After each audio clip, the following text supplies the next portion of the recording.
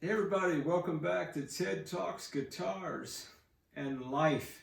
Hey, if you like this kind of content, be sure to like the video, subscribe to the channel. Come on back and hang out some more at TED Talks Guitars and Life. I'm joined tonight by one of my oldest and dearest friends, circa late 70s, early 80s Epiphone Grand Concert acoustic guitar.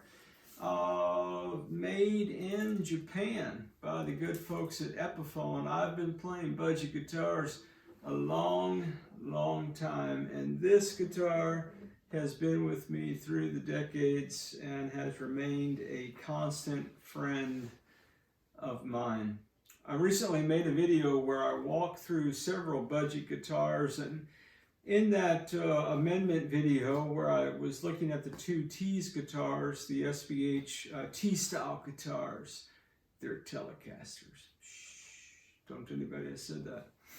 I was offering some reasons on why you might want to consider buying a budget guitar, and it occurred to me that a lot of those reasons got lost in the storytelling about my Tease guitar that I was talking about mostly in the video. So tonight what I want to do is get straight to the point.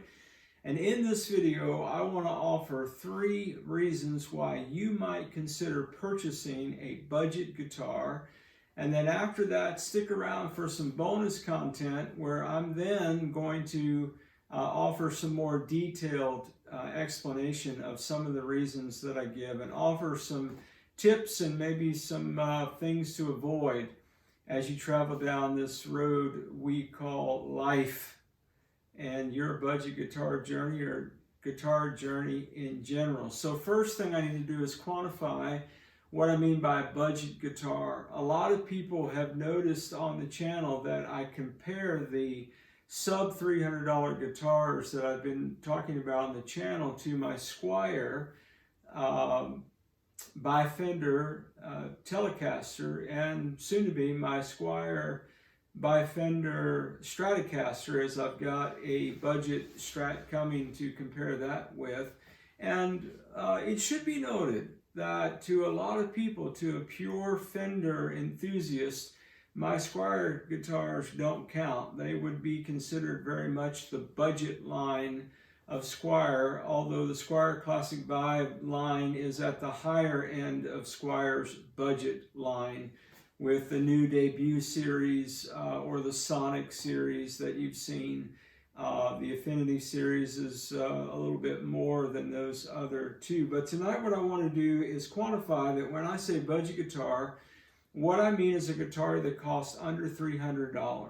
That's the kind of the context for the conversation tonight. And I want to offer 3 reasons why you might want to buy a budget guitar. And the first is simply this: you're strapped for cash, but you gotta play. Man, I have been there and I've done that, and I've got the t-shirt, no pun intended. Man, I have been in a place in my life in the past where I have not had a lot of bread but needed to play. And I remember some of my first guitars. This Epiphone that I mentioned was not one of the first budgets I've ever owned. It was about 3 budgets in when I got this one. But you remember your first guitar, don't you? Look, I've been playing guitar off and on for 3 to 4 decades, okay? My playing does not suggest that length of time, but I've been playing guitar for decades, and I've played budget guitars for most of that time. I have owned brand names. Please don't misunderstand me when I say I have owned made in USA, Gibsons, Fenders, and all the Squier line, all the Epiphone line, so on and so forth, Music Man, just about any kind of electric guitar, I've owned one, okay? And really, some really expensive ones through the years. So as I talk about budgets tonight, I want to just start off by saying the best reason to buy a budget guitar is you're strapped for cash. Now I want to put some caveats on that, and I'm going to do that a little bit later in some of the, when I talk about this kind of bonus content round. But I want to walk through the 3 reasons as efficiently as I can tonight. And the first thing is that, you know, when you think about the budget guitar market of today, and there's some controversy and some debate about this on the tubes, I'm just going to give you my testimony, okay? 4 decades of buying guitars and playing guitars. The budget guitars that you can buy today are worlds better than the budget guitars that I was buying in the 80s and the 90s. I'm just telling you straight up the truth. The quality of the builds is better. The parts, I don't know if the parts are all better, but a lot of them are. The quality that you can get now for, you know, $250 is amazing compared to what we spent back in the day for budgets. That is a real thing. So first reason, if you're strapped for cash, that might be a good reason to purchase a sub $300 guitar. Now, not every cheap guitar, so as some people would call those, is playable right out of the box. And you can watch some of my playlists in the description below of some of the budgets that I've reviewed on the channel, and I've often said I would not give this guitar as is out of the box to anyone. It would be a huge frustration. So do your homework and be wise. There are a lot of budget guitars that when you buy them, they will need necessary modifications to make them enjoyable to play. But almost any guitar that you're going to purchase is going to require some kind of setup. It doesn't matter how much you spend for the guitar. There are maybe a unicorn guitar out there somewhere. Somebody's going to comment. I know they are. I bought XYZ guitar. It was perfect out of the box or off the rack. I didn't have to set it up. I never tweaked the truss rod. I didn't have to intonate it. I didn't have to set the string height or anything like that. Rock on with your bad selves. If you found a deal like that, man, just celebrate and go on down the road with your bad self. Reason number 1, you're strapped for cash. It's all you can afford. There ain't nothing wrong with buying an inexpensive guitar for you to have the joy of sitting around the house and picking that guitar, man. Ain't hardly anything better in life than that. Reason number 2, you want to experiment with modifying budget guitars. You want to learn how to do upgrades. Almost everything I've done on the channel, I've done after I learned how to do it, or in the process of learning how to do it, I videoed myself doing it. Much to my embarrassment, perhaps some would say, some would be embarrassed for me, but it's the way I learned. I documented my journey. You can watch the playlist for some of that.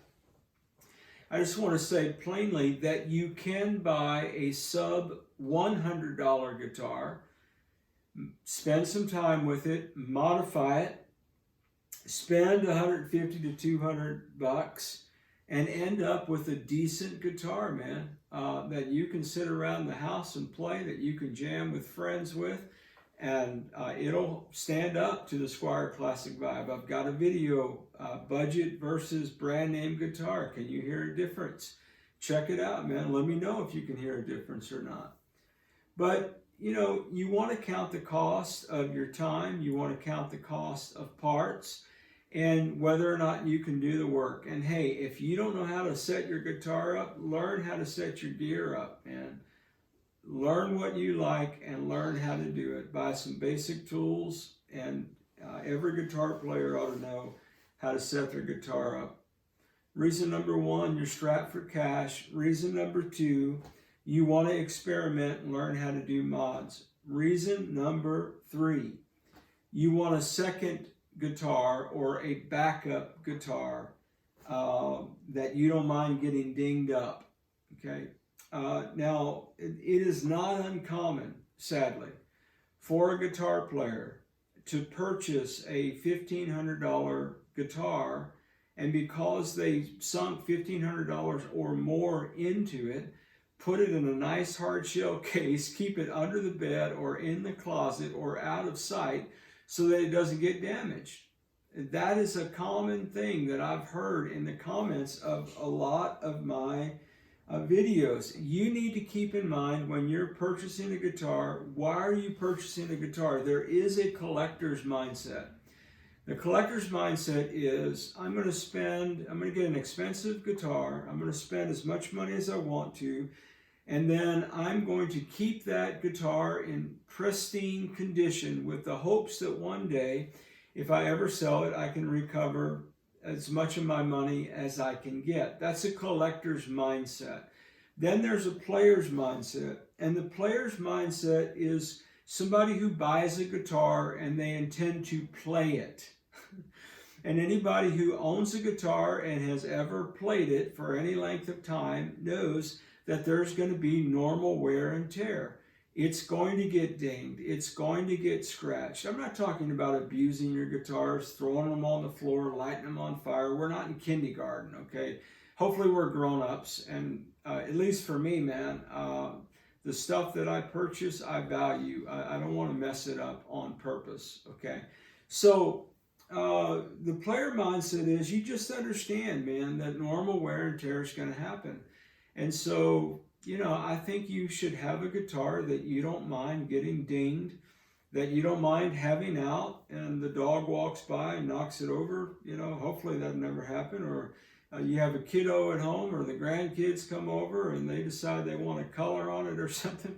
I've got a good friend I used to work with, and his guitar to this day, it's a very expensive Stratocaster, has little, it's like Hello Kitty stickers or something on that his granddaughter stuck on his guitar, and he just doesn't have the heart to take them off. So anyway, now, so those are the three reasons, man, just point blank, okay? You're strapped for cash. It's all you can afford. Ain't no harm in it. 2, you want to learn how to do mods. Ain't no harm in that. 3, you want a second or a backup guitar, something that's a little bit more user-friendly around the house, and you don't mind getting messed up. Now, let me give you some bonus content here. Let me go back to reason number 1, strapped for cash. So in terms of budget guitars, there are brand budget guitars under $300 that are great right out of the box. The Tease guitars that I have played to date are great out of the box. The only thing I've replaced on the Tease SBH HD were the string trees. Everything else on that guitar, man, great. Absolutely a great guitar, okay, for $250. So you don't have to spend $500 to get a great guitar, man. $250 will do it. Check out the Tease SBH if you haven't done that. Now, they have other guitars. They have an S-style model, and this is not a commercial. I'm just giving you some options, okay? They have Strat models, okay? S-style guitar models for starting at $150, man. So I've actually got one of those coming that I bought with my own money that I'm going to review on the channel probably next week sometime. And then you can always find B-stock or other sale items on other guitars. But if you're strapped for cash, man, there are good guitars that you can buy that out of the box, you're going to have to set them up. Maybe you're going to have to tweak a truss rod, probably climate, weather, whatever. You're going to have to do that. Normal maintenance on a guitar anyway. You might have to tweak the truss rod twice a year as the climate changes. Okay, that's what wood does. Okay, so anyway, reason number 2, if you want to get a guitar to experiment with and learn how to do upgrades, I want to give you a couple of cautionary tales. Okay, number 1, be careful because some guitars may not be good modding platforms. Okay, what do I mean by that? So if you're going to buy a guitar and you're going to buy a budget guitar, and your idea is I'm going to spend the sub $300, and then I'm going to mod it out. You know, I'm going to get all the preferred player preference stuff that I want. I'm going to really mod it out to the walls. Okay, you can do that, but you've got to make sure that the guitar that you purchase will accept the mods. So, for example, I no longer own my Harley Benton TE52. For a couple of reasons I won't get into right here.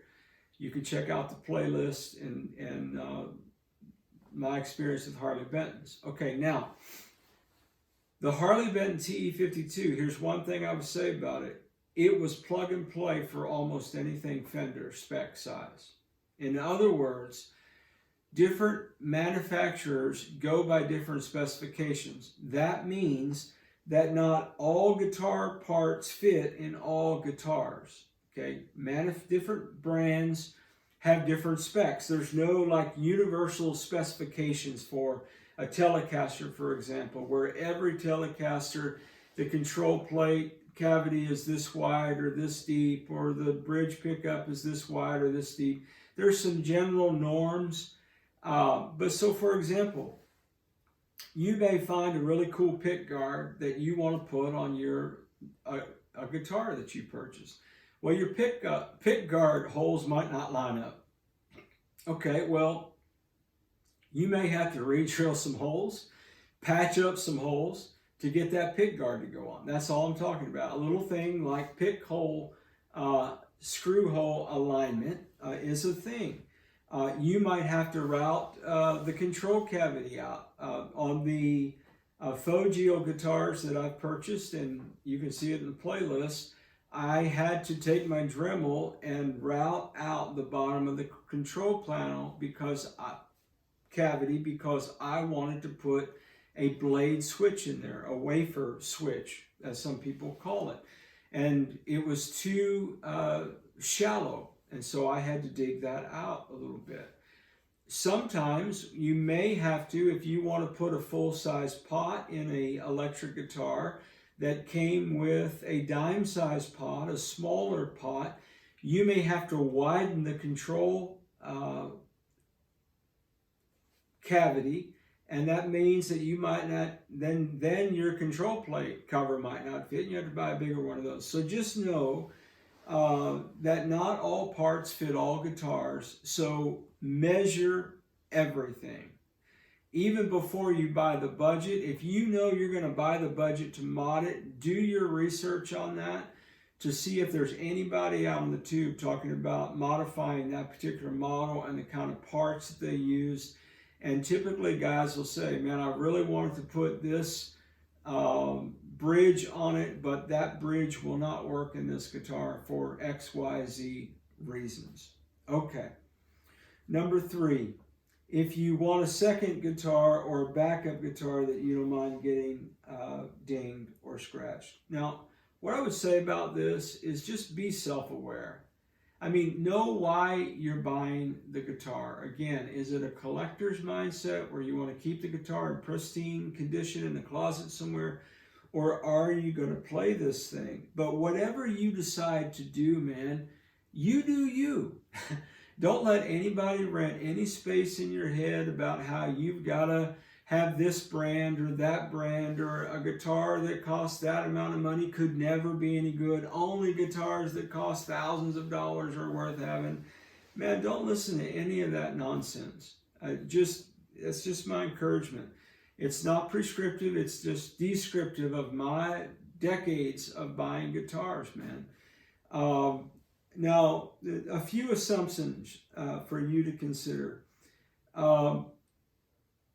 These are the assumptions I have about this video that I'm making right now. That only budget-conscious people are watching the video or participating in this conversation in the comments at this point in the video. Okay, everybody who's got all the money in the world to buy whatever guitar they want is probably not watching a video on why you might want to buy a budget guitar. 2, I'm assuming that professional touring, gigging musicians are not watching this video for tips on the kind of guitars that they play.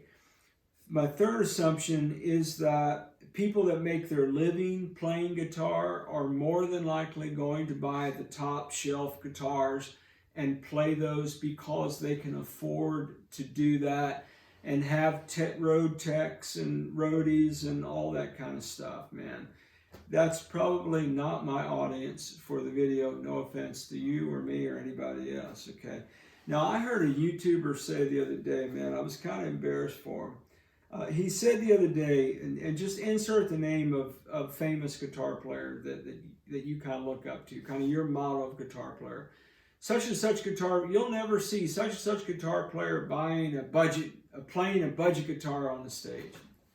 And I was like, and so? One, let me just say, man, I think that's flawed logic, and Kind of feels like brand name snobbery to me to say that kind of thing. It really doesn't matter what a professional musician does or doesn't do. It doesn't even matter what kind of amps they play or the pedals they have. How many of you can afford what those guys are shelling out for that stuff? I certainly can't, man. But I just think it's flawed logic. And let me tell you why. In the mid-70s and early 80s, you remember a guy named Eddie Van Halen? Eddie Van Halen bought a $50 guitar body and an $80 guitar neck, according to some sources, and built a Frankenstein guitar that has become something to be emulated and the holy grail of all guitars. It was junk that he put together. Please understand my heart for you when I say this brand name thing is just not helpful, man. It's not. Tell it to Eddie. He was the original parts caster kind of guy. Second only to Leo Fender himself, who created a guitar with a bolt-on neck, knowing that you might one day want to change the neck. He wanted his guitars to be able to be modified and upgraded. All right. My last example of this would just be, check out Willie Nelson's guitar sometime. Now, some people would argue Willie Nelson is not a great guitar player. I would take issue with that myself, as I might imagine Willie might as well. However, have you seen his guitar? Look, guys, all I'm saying is music is the musician, not the instrument, not the guitar. Can an amp and a great guitar cover up a multitude of missed notes? For sure, man. But the musician makes the music. The instrument doesn't do anything without you playing, right? So just keep that in mind, man. So I would just say, man, if a guitar sounds good to your ears, if it feels good in your hands, and you see that guitar and say, man, hello, old friend, let's spend some time, some quality time together. Man, that's a great guitar, man. The best guitar that you can get, the best guitar that money can buy, is the guitar that you're going to play and enjoy, man. What a journey this thing called life is, and our journeys with guitars. Hey, wherever you are on your guitar journey, man, I'm praying it's a long, smooth, safe, joy-filled ride for you, Jack. Rock on with your bad selves, everybody. I'll catch you down the road.